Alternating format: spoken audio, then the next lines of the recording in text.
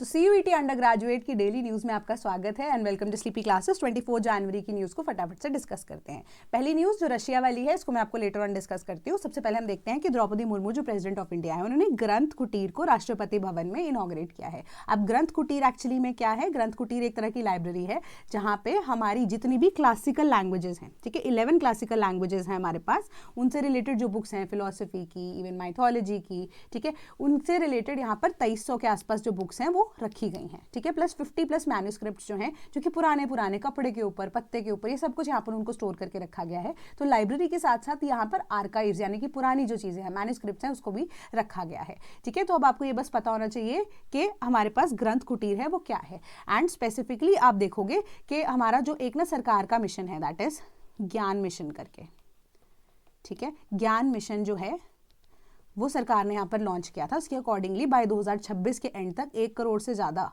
जितने भी मैन्यूस्क्रिप्ट्स हैं, अप्रॉक्सीमेटली 1 करोड़ की तो लिमिट सरकार ने यहाँ पर बेसलाइन सेट किया है कि 1 करोड़ या उससे ज़्यादा जितने भी मैन्यूस्क्रिप्ट्स या जितने भी हमारे पास एंशिएंट ऐसे टेक्स्ट पड़े हुए हैं इनकी डिजिटलाइजेशन की जाए एंड एक आप कह सकते हो रिपोजिटरी ऑनलाइन तरीके से बनाई जा सके। तो ज्ञान भारतम मिशन जो है उसके अकॉर्डिंगली इसको ले डाउन किया गया है। Then GIFT City draws interest at WEF World Economic Forum 2026। World Economic Forum मैंने आपको कल भी बताया था, इस साल जो समिट है वो कहाँ पर, स्विट्जरलैंड के अंदर दावोस के अंदर हुआ है, ठीक है।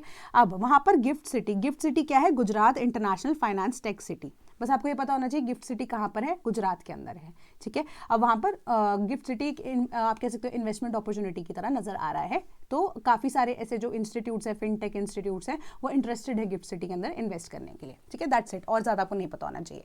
देन आपकी नेक्स्ट न्यूज़ कह रही है Russia demands Ukraine Donbas region before talks, है ना। तो हमें पता है कि रशिया की और यूक्रेन की लड़ाई 2022 ऑनवर्ड्स ही चल रही है। तो अब यूएस जो है वो बीच में अब एक ब्रोकर की तरह एक्ट कर रहा है कि वो चाहता है कि लड़ाई को खत्म कर दिया जा सके।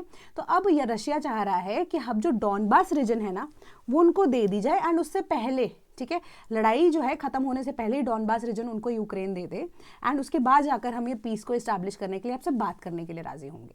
वैराज यूक्रेन चाहता है कि यूक्रेन जो है वो अपना डॉनबास रीजन किसी और कंट्री को क्यों दे। अब प्रॉब्लम यहाँ पर डॉनबास रीजन को लेकर यही है कि जो वहाँ पे जो लोग रहते हैं ना उनकी एथनिक टाइज रशिया से हैं एंड यूक्रेन की भी एथनिक टाइज रशिया से है। क्यों? क्योंकि रशिया 1990 से पहले, before the fall of USSR, Ukraine जो है वो ऑलरेडी पार्ट था किसका? रशिया का, USSR का पार्ट था, है ना। तो 1991 के बाद यूक्रेन एक सेपरेट कंट्री यहाँ पर बन जाती है। तो अब यहाँ पर जो वहाँ पे यूक्रेन है उनके जो आप कह सकते हो रिप्रेजेंटेटिव है, प्रेसिडेंट है ज़ेलेंस्की, उनका ये कहना है कि डॉनबास रीजन हम क्यों दें, हम अपना किसी को हिस्सा क्यों दें। अब सपोज कीजिए इंडिया के कॉन्टेक्स्ट में अगर देखें कि कोई कश्मीर मांगे, है ना, पाकिस्तान कश्मीर मांगता है, हम क्यों देंगे अपना रीजन? तो यही सेम चीज़ वहाँ पर भी एग्जिस्ट करती है। सो अब ये प्रॉब्लम जो है डॉनबास रीजन की रहेगी ही रहेगी, बट अब पीस टॉक्स अगर इसके ऊपर डिपेंडेंट है तो डिसाइड किया जाएगा कि किस तरीके से इसको अब लिया जाए, है ना, या क्या इसकी इंपॉर्टेंस रह सकती है। बट जियोपॉलिटिकली मैं आपको एक बार मैप जरूर दिखाना चाहती हूँ इसका कि एक्चुअली में प्रॉब्लम क्या है, रशिया क्यों चाहता है डॉनबास के रीजन। तो अब डॉनबास जो है पूरा का पूरा रीजन ऐसा है जिसमें डोनेस्क और लुहांस्क, मतलब ये दोनों की दोनों बाउंड्रीज आपको नजर आ रही होंगी। सारा का सारा जो रीजन है ये डॉनबास रीजन है, ठीक है। इसमें मेजरली 2 ऐसी इंपॉर्टेंट जगह हैं जिसमें डोनेस्क और लुहांस्क है and this is your Russia, ठीक है, and this is your Ukraine. अब यहाँ पर प्रॉब्लम क्या है कि रशिया के मेजॉरिटी यहाँ पर तो वैसे एग्जिस्ट करता है हमारे पास, है ना, ये रशिया वाला पॉइंट एग्जिस्ट करता है, बट अब प्रॉब्लम यहाँ पर यही आती है डोनेस्क के अंदर स्पेसिफिकली हमारे पास एक ऐसे पोर्ट की अप्रोच है। अब आप सर्च करोगे, थोड़ा सा पढ़ोगे उसके बारे में, पहली चीज़ अब आपको यहाँ पर दिख रहा होगा, दिस इज क्रीमिया, है ना। क्रीमिया ऑलरेडी अब किसके? रशिया के कंट्रोल में है, ठीक है। क्रीमिया वाला रीजन जो है वो रशिया के कंट्रोल में है। तो अब रशिया को स्पेसिफिकली ये लुहांस्क और डोनेस्क वाला रीजन इसीलिए चाहिए क्योंकि उनको एक परमानेंट अवेलेबिलिटी ऑफ पोर्ट 24/7 चाहिए। हॉट वाटर पोर्ट जो है उनको चाहिए ही चाहिए। ऑलरेडी क्रीमिया के अंदर है वो पोर्ट, बट सेवास्तोपोल की जब हम बात करते हैं क्रीमिया के इसके अंदर लुहांस्क एंड डोनेस्क रीजन के अंदर ऑल टुगेदर या डॉनबास रीजन के अंदर, तो उनको बेटर या एक्सपेंशन ऑफ पोर्ट्स के लिए यहाँ पर अलाउंस मिल सकती है, ठीक है। तो वेराज रशिया के पास ऐसा कोई हॉट वाटर कोल्ड जो पोर्ट है वो एग्जिस्ट नहीं करता, यानी कि अब जो उनके पास पोर्ट्स है वो फ्रोजन रहते हैं, ठीक है, most of the time winters के अंदर। तो उनको अब जो सप्लाई करना होता है, एक्सपोर्ट करना होता है, वो उनके पास नहीं, वो जो सामान है वो नहीं बेच सकते हैं, ना ही वो लेकर आ सकते हैं। तो उनको एक्सपैंड करने के लिए एंड मोस्ट इंपॉर्टेंटली अपनी जो डोमिनेंस है वो बनाकर रखनी है एक द पर्टिकुलर रीजन जो कि नेटो के आसपास है ना। क्योंकि अगर आप यूक्रेन को देखोगे, यूक्रेन के इस साइड के आसपास ये सारी की सारे नेटो नेशंस हैं, तो यूक्रेन एक फ्रंट लाइन ऑफ डिफेंस की तरह भी एक्ट करता है, ठीक है, तो वो थोड़ी सी यहाँ पर एक्सपेंशन चाहते हैं। Then Anita Bose seek support for return of Netaji ashes and strategic vision of Netaji has lessons for contemporary India. तो यहाँ पर बात की जा रही है नेताजी सुभाष चंद्र बोस जी के बारे में, ठीक है। तो उनकी जो आप कह सकते हो कि बेटी हैं, ठीक है, बेटी की भी बेटी अगर आप कह सकते हो, डॉटर वैसे तो अनीता बोस, उन्होंने बोला कि 129th बर्थ एनिवर्सरी उनकी कल थी, तो वो चाहते हैं कि उनकी एशेज जो है वापस आ जाए। तो वही चीज़ बताई जा रही थी कि जो हमारी वर्ल्ड वॉर 2 है जब वो खत्म हुई है, जापान ने सरेंडर किया, तो सिंगापुर से जापान की तरफ ही नेताजी अब ट्रैवल कर रहे थे, क्योंकि आप कह सकते हो नेताजी के बहुत अच्छे रिलेशंस थे किसके साथ, जापान के साथ। तो ऑन द वे अब उनकी जो फ्लाइट है वो क्रैश कर जाती है, सेवरल डेज लेटर ही पासेज अवे। तो उन्होंने बोला इतने साल हो चुके हैं कि 80 ईयर्स उनको गए को हो गए, एंड अब 78 ईयर्स इंडिया को इंडिपेंडेंट होते हुए हो गए, कि इंडिया जो है पॉस्थमसली उनको, पॉस्थमस मतलब उनकी डेथ के बाद, उनके गुजरने के बाद उनके जो एशेज एटलीस्ट वो इंडिया लेकर आ सके।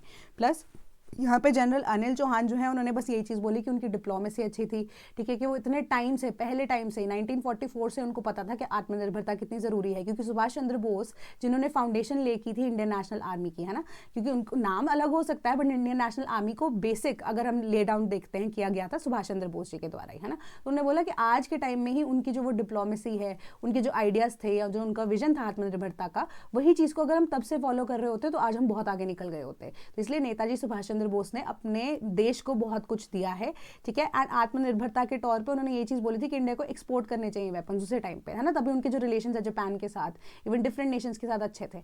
तो अब यही चीज उन्होंने बोली, उन्होंने ये बोला कि जो नेगोशिएशन चल रही है जापान के साथ कि सिक्योर किया जा सके अंडमान एंड निकोबार आइलैंड्स को, जिनको रीनेम किया जाएगा Shaheed and Swaraj and as India's first sovereign territory as a classical example of strategic realism, ठीक है। तो उन्होंने ये डिमांड की है, होगा या नहीं होगा अंडमान निकोबार आइलैंड्स का नाम चेंज, वो आने वाले टाइम में हमें पता लगेगा। Then ambitious schemes to spur next generation battery manufacturing in India hits a hurdle. बस अब आपको ये पता होना चाहिए कि बैटरी किससे चलती है, सेल्स से चलती है, ठीक है, सेल से चलती है। सेल्स के अंदर हमारे पास कैथोड होती है, एनोड होती है, अब आपका इलेक्ट्रोलिसिस का प्रोसेस जो है वो चलता है ना। तो वो सारी चीज़ें आपको यहाँ पर पता होनी चाहिए, बट उसके अलावा आपको और एक्स्ट्रा कोई चीज़ देखने की जरूरत नहीं, बस आपको ये पता होना चाहिए इसके अलावा कि चाइना जो है उसकी अभी सुप्रीमेसी इसके अंदर चल रही है।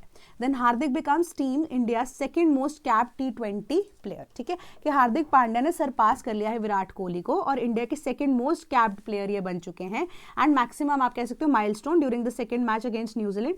तो वो ऑलराउंडर सेकंड है to only farmer India skipper Rohit Sharma. Rohit Sharma सबसे पहले हैं, उसके बाद जो है हार्दिक पांड्या है, थर्ड नंबर पर विराट कोहली आ चुके हैं, ठीक है, कि मैक्सिमम जो प्राइसेस जो हैं या आप कह सकते हो मैक्सिमम ट्रॉफीज जिसके नाम पे यहाँ पर T20 के अंदर हुई हो, मैक्सिमम जो अचीवमेंट्स हैं वो इनकी हुई हैं।